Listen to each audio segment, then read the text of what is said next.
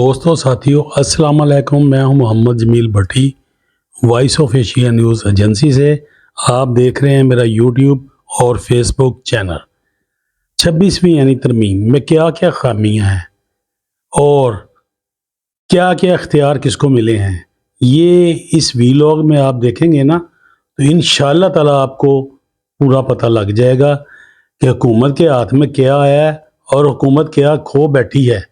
अब तो रोने धोने शुरू हो जाने हैं, लेकिन मेरी आपसे दरख्वास्त है कि इस वीलॉग को ज़रूर पूरा देखिएगा।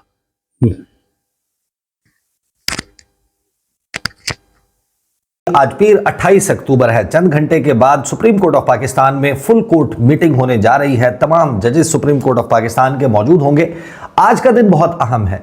उसकी वजह यह है कि आज की मीटिंग में जो मामलात जिनके ऊपर बात होगी, उसके हवाले से जो जुजियात और तफसीलात सामने आएंगी, वो माहौल क्रिएट कर देंगी कि जहां पर ये बात कही जा सकती है, आप इसको फड्डा कहें, लड़ाई कहें, या फिर आप ये कहें कि मैच डलने वाला है। नए चीफ जस्टिस ऑफ पाकिस्तान से पहली लड़ाई का, हुकूमत की पहली लड़ाई का वक्त हुआ चाहता है। और उसकी बुनियादी वजह यह है कि जो तरमीम का मैकेनिक था उससे एक बहुत बड़ी गलती हो गई है।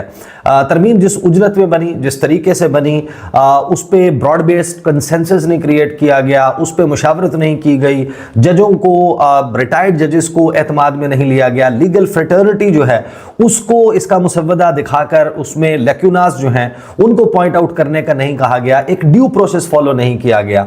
और आखिर में जो कुछ तब्दीलियां आई, उन तब्दीलियों के दौरान लगता यह है कि अब हुकूमत कुछ ऐसी संगीन गलतियां कर गई है कि जिसके बाद जो पहला दिन था चीफ जस्टिस बनने के बाद 26 अक्टूबर को जस्टिस याह्या अफरीदी ने जो कुछ किया, अगर वो इसको कंटिन्यू करते हैं, इसको आगे लेकर चलते हैं, तो फिर यह बात तय है कि हुकूमत का फंडा होने जा रहा है। हुकूमत का एम क्या था, ऑब्जेक्टिव यह था कि सुप्रीम कोर्ट ऑफ पाकिस्तान में एक ऐसा चीफ जस्टिस बनाया जाए जो उन्हें सूट करता हो। अगर सूट ना भी करता हो, कम से कम ऐसा ना हो कि जिससे उनको ये खतरा हो कि ये फॉर्म 45-47 ना खोल दे, ये 8 फरवरी का इलेक्शन ना खोल दे, ये जो 6 जजों का हाई कोर्ट का खत था उस मामले को ना आगे लेकर बढ़े। तो हुकूमत जो है उसके लिए एक अपनी टेलर मेड जुडिशरी चाह रही थी, और उसके लिए जल्दबाजी में जो मैकेनिक बैठे जिन्होंने तरमीम जो है वो बनाई, उनसे कुछ संगीन गलतियां हो गई। अब उनके आने का सिलसिला शुरू हो गया है। कुछ गलतियां, कुछ चीजें मैं आपके सामने पॉइंट आउट कर देता हूं, जिनकी बुनियाद के ऊपर अब यह लगता है कि नए चीफ जस्टिस के साथ पहली लड़ाई या पहला मैच जो है वो पड़ जाएगा। हुकूमत इस दौरान जो है वो एक प्लान के ऊपर संजीदगी से सोच रही है। ये जो वीकेंड गुजरा है चीफ जस्टिस बनने के बाद, जो कुछ हुआ है, इस तरमीम में जो कुछ चीजें सामने आई हैं जो कि अब लगता है कि नाकाबिले अमल हैं, तो हुकूमत कुछ प्लान्स पर गौर कर रही है। मुमकिन तौर पर एक मातहत लेजिस्लेशन, उसके जरिए कुछ दूर करने की कोशिश की जाएगी, या फिर दूर की कोड़ी ये है कि फिल फॉर जो है वो एक और आईनी तरमीम का बंदोबस्त किया जाए, जो कि मुमकिन नजर नहीं आता। हुकूमत को मसला ये था कि जो नए चीफ जस्टिस बनेंगे वो ये मामलात ना करें, मुख्तलिफ वज़रा ने यह कह दिया। फिर हुकूमत को ये मसला था कि जो हुकूमत के केसेस हैं, जो आईनी केसेस हैं, सियासी केसेस हैं, वो चीफ जस्टिस के पास नहीं जाने चाहिए, वो जाने चाहिए एक आईनी अदालत की। पहले बात हो रही थी और वो सारा प्लान आपको मालूम है। फिर ये इन्होंने कहा कि अच्छा चलें, इसके लिए तो मौलाना राजी नहीं हो रहे, नंबर पूरे नहीं हो रहे, गेम खराब हुई हुई है, तो फिर ऐसा कर लेते हैं कि हम एक आईनी बेंच बना लेते हैं। अब वो आईनी बेंच बनाने के चक्कर में जो मामला किया है वो मामला बड़ा दिलचस्प है। जस्टिस याह्या अफरीदी, उन्होंने कहा कि जनाब एक जो चीफ जस्टिस है ना, वो 3 लोगों के नाम आएंगे, पैनल आएगा, 3 सीनियर मोस्ट, और उसमें 12 रुकनी कमेटी, पार्लियामेंट की खुसूसी कमेटी बैठकर फैसला करेगी कि फलां शख्स को चीफ जस्टिस बना दें। और फिर उसके बाद आईनी बेंच की बात कर दी कि आईनी बेंच बनेगा। अब वो आईनी बेंच जो बनाना है वो बनाना है जुडिशल कमीशन ऑफ पाकिस्तान ने। अब जब आप जुडिशल कमीशन ऑफ पाकिस्तान की कंपोजिशन देखते हैं तो वहां पे आपको पता चलता है कि चीफ जस्टिस ऑफ पाकिस्तान उसके मेंबर होंगे, 3 सीनियर मोस्ट जजेस सुप्रीम कोर्ट ऑफ पाकिस्तान के वो उसके मेंबर होंगे, आईनी बेंच का सरबराह जो है वो उसका मेंबर होगा। अब अगर आईनी बेंच बना ही नहीं, आईनी बेंच बनाने के लिए जिस जुडिशल कमीशन ने बैठना है उसमें आईनी बेंच का सरबराह मेंबर कौन सा मेंबर होगा, इसकी एक्सप्लेनेशन मौजूद नहीं है। बहुत सारे लोग कहते हैं कि नहीं जी कोरम तो पूरा है। मैं असद अली तूर साहब की एक वीडियो देख रहा था जिसमें उन्होंने कहा कि वैकेंसी क्रिएट हुई है, उसके अगेंस्ट अगर अपॉइंटमेंट नहीं हुई, अगर अपॉइंटमेंट हुई भी है, वो शख्स गैर हाजिर है, मुल्क से बाहर है, बीमार है, नहीं आ सका, कोई और मसला है, तो कोरम पूरा है तो फिर तो हो सकता है। लेकिन एक वैकेंसी क्रिएटेड है, उसके अगेंस्ट अपॉइंटमेंट ही नहीं हुई तो फिर उसकी गैर हाजिरी शुमार नहीं होगी, फिर वो इनकम्प्लीट कमीशन शुमार होगा। बहरहाल इसके ऊपर राय मुनकसिम है। उस राय से भी अगर आप हट जाएं तो उसके बाद फिर एक जो है वो पाकिस्तान बार काउंसिल का 20 साल से जायद जो प्रैक्टिस रखने वाला वकील है वो उसका मेंबर होगा, वजीर कानून उसके मेंबर होंगे, अटॉर्नी जनरल ऑफ पाकिस्तान उसके मेंबर होंगे, और 4 जो हैं वो मेंबर्स 2 सेनेट से, 2 कौमी असम्बली से, 2 अपोजिशन के होंगे, 2 हुकूमत के होंगे, और फिर आखिर में एक खातून या नॉन मुस्लिम मेंबर होगा कमीशन का, जिसको मजलिस शूरा जो है उसकी स्पीकर की तरफ से उसकी अपॉइंटमेंट होगी, लेकिन उसकी जो काबिलियत है, अहलियत है, वो ये होनी चाहिए कि वो बतौर टेक्नोक्रेट सेनेट की मेंबर या का मेंबर मुंतखब हो सकता हो। ये है वो क्राइटेरिया, ये है वो जुडिशल कमीशन ऑफ पाकिस्तान। तो सबसे बड़ा पहला सवाल ये कि जो हुकूमत सेंस कर रही थी या हुकूमत ने फॉर ग्रांटेड लिया था कि जनाब जब हम 2 ऊपर वाले स्किप कर देंगे तो जस्टिस मंसूर अली शाह और जस्टिस मुनीब अख्तर खुद ब खुद रिजाइन कर जाएंगे। वो रिजाइन कर जाएंगे क्योंकि वो सुपरसीड हो गए, उन्होंने रिजाइन नहीं किया। ये सवाल आ गया आउट ऑफ सिलेबस। अब आउट ऑफ सिलेबस सवाल के जवाब में हुआ क्या कि जस्टिस याहिया अफरीदी ने चीफ जस्टिस बनते ही जस्टिस मंसूर अली शाह और जस्टिस यही मंसूर अली शाह ने तो बनना ही था, और जस्टिस मुनीब अख्तर पर मुश्तमिल प्रैक्टिस एंड प्रोसीजर जो नया अमेंडमेंट ऑर्डिनेंस है, चाहे उसके तहत कह लें, कमेटी बना दी। यानी काजी फाइज ईसा साहब ने, अब ये एक पूरी सीरीज है, मैं आई डिडंट वांट, लेकिन बहुत सारे लोग पहली मरतबा सुन रहे होंगे तो मैं जरा क्विकली आपको रिकैप कर देता हूँ। उमर अता बंदियाल से मसला था कि ये मास्टर ऑफ द रोस्टर क्यों है, सुप्रीम कोर्ट में आमरीत है, मर्जी के बेंचेस बनते हैं, हमारे खिलाफ फैसले आते हैं। उस वक्त मामला था पंजाब के इलेक्शंस का सुप्रीम कोर्ट ऑफ पाकिस्तान में।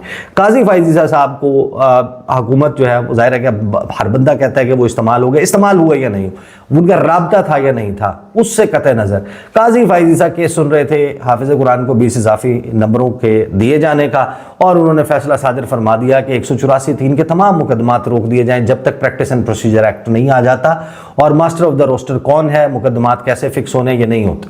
और उसके बाद काजी फाइज ईसा चले गए चैम्बर वर्क पे। एक मैच पड़ गया और हुकूमत किसी तरीके से डिले करने में, सुप्रीम कोर्ट को कंट्रोवर्शियल बनाने में कामयाब हो गई कि 184(3) के मुकदमात नहीं हो सकते। फास्ट फॉरवर्ड कर लें, काजी फाइज ईसा साहब बन गए चीफ जस्टिस। काजी फाइज ईसा ने जो प्रैक्टिस एंड प्रोसीजर एक्ट है वो फुल कोर्ट के सामने लगा दिया, वो कबूल हो गया, वो बन गया। उसमें जस्टिस जो सीनियर प्यूनर जज उस वक्त सरदार तारिक मसूद साहब, वो 11 मार्च तक काजी साहब के साथ मिलकर केसेस लगाते रहे। बल्ले वाला केस, कब बेंच बनना है, वो मीर बादशाह किसरानी, नवाज शरीफ वाला मामला, ये सारे मामला करते रहे। हुकूमत वॉज कंफर्टेबल। 11 मार्च को सरदार तारिक मसूद साहब रिटायर हो गए। जो मंसूर अली शाह हैं सीनियर प्यूनर जज, और कमेटी में नीचे से मुनीब अख्तर साहब ऊपर आ गए। अब उनको मिलने लग गया टफ टाइम। उन्होंने मखसूस नशिस्तों की केस का लिए बेंच बना दिया, 3 रुकनी, जस्टिस मंसूर अली शाह, जस्टिस मोहम्मद अली मजहर, जस्टिस अतर मिनल्ला। उन्होंने ओवर एंड अबव सीट्स ख़त्म कर दी और कहा कि जनाब अब फुल कोर्ट इस मामले को देखेगा। फुल कोर्ट में चला गया मामला, 12 जुलाई को फैसला आ गया। हुकूमत ने कहा कि हमने तो आईनी तरमीम करनी थी, हमने तो एक नई अदालत बनानी थी, हमने तो जुडिशल पैकेज लाना था। अब उसके लिए 2 ही तरीके हो सकते थे कि या तो मखसूस नशिस्तों के साथ उनकी 2/3 हो। अब 2/3 तो उड़ा दी सुप्रीम कोर्ट ऑफ पाकिस्तान ने। अब क्या तरीका है? दूसरा तरीका है कि फ्लोर क्रॉसिंग की इजाज़त हो। अब फ्लोर क्रॉसिंग की इजाज़त के लिए हुकूमत ने कहा कि बेंच बनेगा, 63A का जो रिव्यू है वो फाइल होगा। वो जो तशरीह की थी 63A ने कि वोट भी काउंट नहीं होगा और बंदा भी नाअहल हो जाएगा। काजी फाइज ईसा साहब के सामने गए कि मुकदमा लगा दें। काजी फाइज ईसा कहते हैं कि मुकदमा कैसे लगाऊं, नीचे तो मंसूर अली शाह बैठे हुए हैं, नीचे तो मुनीब अख्तर बैठे हुए हैं। यानी ये कंस्ट्रक्ट कर रहा हूं मैं स्टोरी कि यही हुआ, इसी तरीके से हुआ कि 12 जुलाई के बाद काजी फाइज ईसा सर तोड़ कोशिशें करते रहे कि रिव्यू लग जाए मखसूस नशिस्तों के केस का, वो नहीं लगा। अब वो 63A का कैसे लगता? हुकूमत ने कहा कि ये कमेटी चेंज कर दो, इसमें जो अकलियत में चले गए हैं काजी फाइज ईसा, उनको अक्सरियत में तब्दील कर दो। ऑर्डिनेंस जारी कर दिया कि जनाब जस्टिस मंसूर एक सीनियर प्यूनर जज होगा, एक चीफ जस्टिस होगा और एक चीफ जस्टिस की मर्जी का होगा।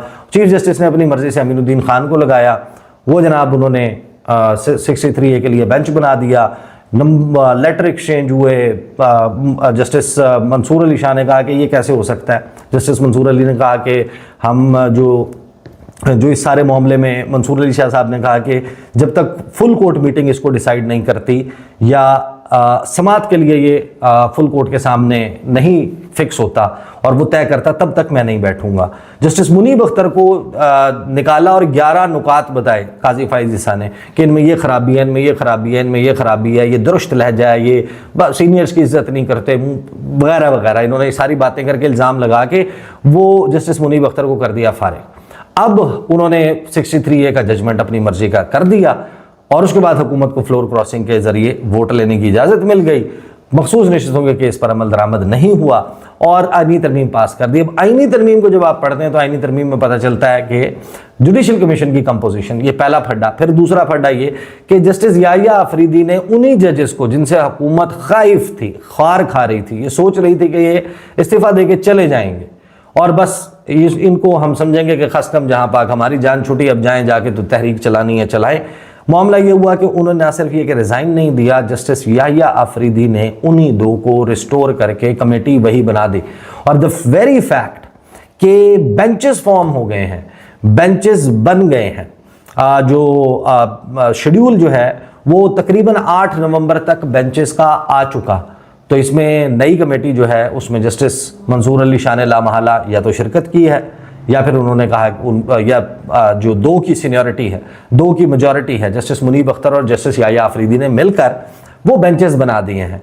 अब हुकूमत के लिए टेंशन या हुकूमत के लिए मसला ये है कि हुकूमत जो है उसको समझ नहीं आ रही कि सारे मसले से कैसे निकला जाए।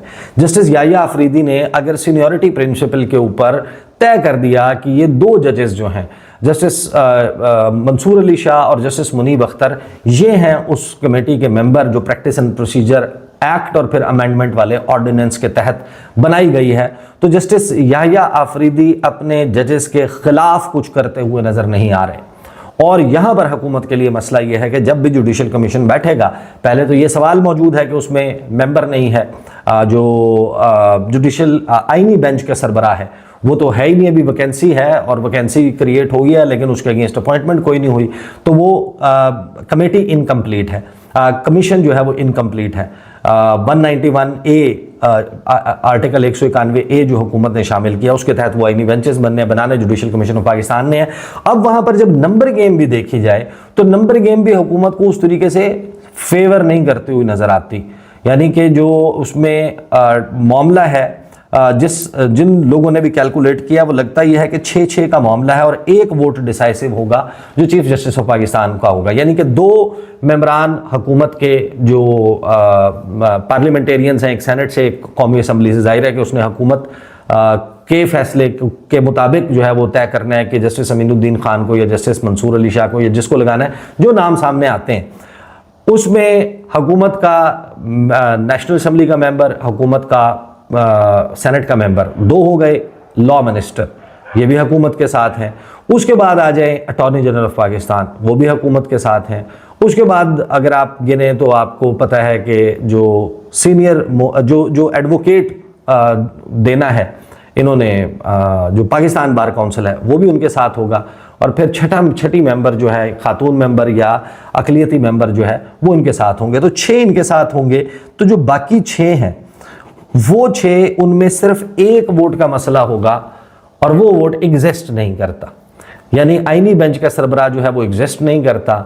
फिर उसके बाद ये मसला आ जाएगा कि इसमें जो कंपोजिशन है उसमें 3 सीनियर मोस्ट जजेस, तीसरे जस्टिस याहिया अफरीदी खुद हैं सुप्रीम कोर्ट ऑफ पाकिस्तान के, तो वहाँ पर उसके बाद वाला अगर जो है वो कंसिडर हो जाएगा तो फिर जस्टिस अमीनुद्दीन खान आएंगे। तो अगेन जस्टिस अमीनुद्दीन खान किस एक पोजीशन में होंगे, वहाँ पर क्या जो है वो मामला होगा। लेकिन हुकूमत इसके बीचों बीच इतला ये है कि वो ये तैयारी कर रही है कि किसी तरीके से इस मामले को सुलझाने के लिए कोई लेजिस्लेशन लाई जाए, एक नया कानून लाया जाए और उस कानून के तहत जो है इसको एक्सप्लेन किया जाए कि ये सब कुछ कैसे होगा। किसी तरीके से रास्ता रोकना है जस्टिस मंसूर अली शाह और जस्टिस मुनीब अख्तर का।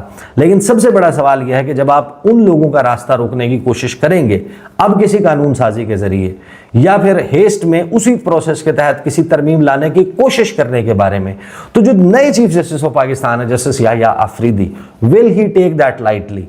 क्या वो इसको बिल्कुल नॉर्मल समझेंगे कि जिन लोगों को उन्होंने प्रैक्टिस एंड प्रोसीजर की कमेटी में लगाया, जिनको उन्होंने ड्यू ऑनर उनका रिस्टोर किया, जो सीनियर प्यूनी जज हैं और थर्ड मोस्ट सीनियर जज हैं, उन जजेस को अगर हुकूमत बाहर निकाल कर फेंकना चाहती है और उनकी नाक के नीचे फेंकना चाहती है, तो जस्टिस याहिया आफरीदी अपने इदारे में हुकूमत की इस इंटरवेंशन को बर्दाश्त करेंगे? करेंगे तो किस हद तक करेंगे, किस नहज तक जाएंगे? क्या तमाम इख्तियारात हुकूमत के हाथ में दे देंगे कि ले जनाब आप माई बाप हैं, आप पार्लियामेंट हैं, आप बहुत बड़े हैं, जो फैसला आपका होगा वो हमारी सर आंखों पर?